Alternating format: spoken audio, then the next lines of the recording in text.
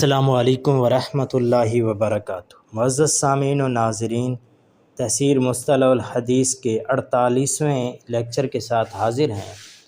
آج کا عنوان ہے سوء الحفظ، حفظ کی خرابی، حافظے کی خرابی۔ تو یہ بھی راوی میں طعن کے اسباب میں سے ایک سبب ہے، اور یہ 10واں سبب ہے۔ 10واں سبب ہے راوی میں طعن کے اسباب میں سے۔ تو اس کی تعریف کیا ہے؟ سیء الحفظ، یعنی سیء الحفظ راوی کو کہتے ہیں۔ هو من لم یرجح جانب اصابتہ علی جانب خطئہ، وہ راوی جس کی جانب اصابت یعنی درستی کی جانب راجح نہ ہو خطا کی جانب پر، یا آسان لفظوں میں جس کا درستی کا پہلو خطا کے پہلو پر ترجیح نہ پا رہا ہو۔ تو وہ راوی جس کی جانب اصابت جانب خطا پر راجح نہ ہو، اس کو ترجیح نہ دی جاتی ہو، وہ سیء الحفظ کہلاتا ہے۔ اس کی انواع، سیء الحفظ کی 2 قسمیں ہیں۔ نمبر 1، اما ان ینشأ سوء الحفظ معہ من اول حیاتہ ویلازمہ فی جمیع حالاتہ،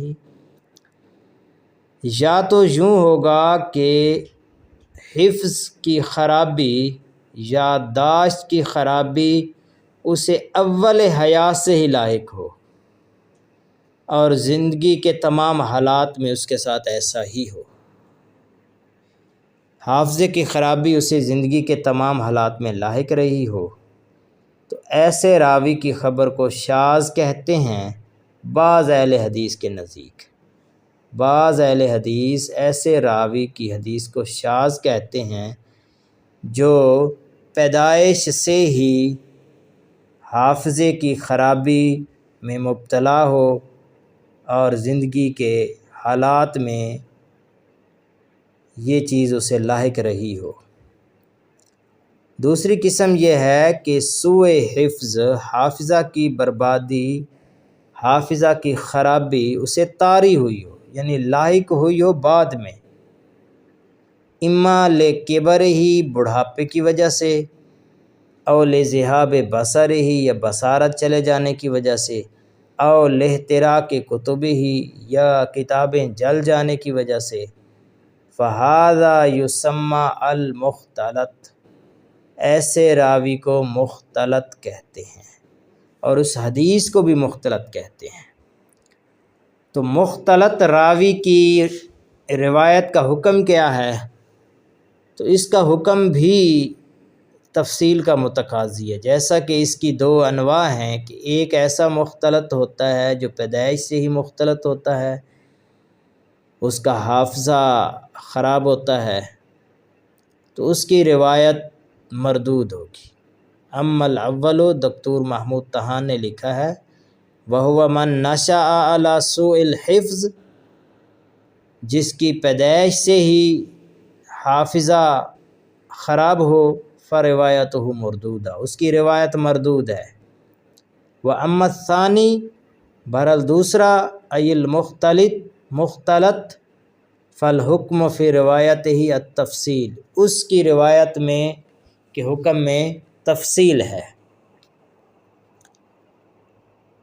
فما حدث به قبل الاختلاط، جو کچھ اس نے روایت کیا، بیان کیا اختلاط سے پہلے، یعنی حافظہ خراب ہونے سے پہلے جو کچھ بیان کیا، وتمیز ذالک،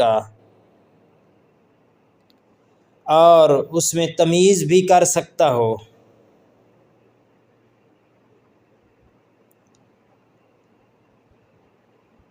جو کچھ اس نے اختلاط سے پہلے روایت کیا و تمیز ذالک، اور اسے ممتاز بھی کیا جا سکے، یعنی معلوم ہو کہ اختلاط سے پہلے جو کچھ بیان کیا ہے وہ کون سا ہے اور بعد والا کون سا ہے۔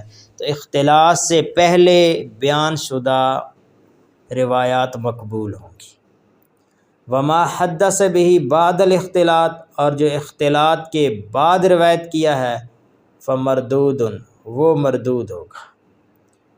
اور اگر ممتاز نہ کیا جا سکے کہ اس نے اسے اختلاط سے پہلے روایت کیا ہے یا بعد میں کیا ہے، تو پھر اس میں توقف اختیار کیا جائے گا حتیٰ یتمیز، یہاں تک کہ ان میں امتیاز حاصل ہو جائے۔ جب امتیاز حاصل ہو جائے پھر دیکھا جائے گا، اختلاط سے پہلے والی روایات کو لے لیا جائے گا، وہ مقبول ہوں گی، اختلاط کی بعد والی احادیث مردود ہوں گی۔ تو یہ تھا ہمارا 48واں لیکچر۔